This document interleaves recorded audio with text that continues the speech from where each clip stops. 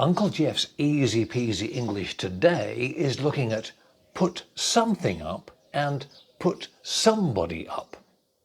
Put something up has two meanings. One is to build something. For example, they're putting up some new office blocks. The other meaning of put something up is to increase. Our landlord has put the rent up. And the phrasal verb put somebody up means to let someone stay at your house or apartment overnight. For example, we can put you up on the sofa. So there we are. English grammar, the two phrasal verbs put something up and put somebody up.